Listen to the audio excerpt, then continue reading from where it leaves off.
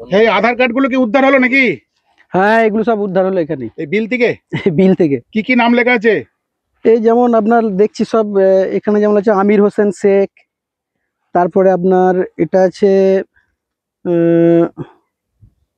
জাকির শেখ, তারপরে ফতেমা, তারপরে এটা আছে নাসিনা খাতুন, এগুলো সব সুলতান আছে। শেখ, সুলতান শেখ, আর ফতেমা বিবি।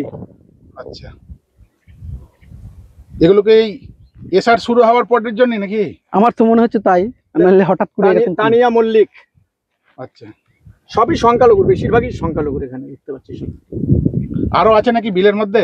এখনো 2-3 বস্তা আছে। হ্যাঁ।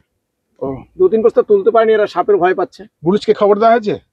না না, এখনো কেউ এসে এমনি খবর দেয়নি। আমরা এখানে ছিলাম, এখানে আমাদেরই সব জমি জায়গা এখানে সব আছে, জমি আছে, তো এরা হঠাৎ করে এটা পায়, আমাকে যখন বলে আমি তখন আসি এখানে। দেখলো কয় বস্তাটা খুলুন, এরা প্রথম ভয় পাচ্ছিল যে বস্তার মধ্যে হয়তো কিছু আছে, তো খোলার পরে তখন দেখি আধার কার্ড আছে, এই বিলের মধ্যে ছিল। এই বিলের মধ্যে ফেলে রেখেছিল। কি নাম আপনার? দেবব্রত মন্ডল। কোথায় বাড়ি? শ্রীরামপুর বাড়ি।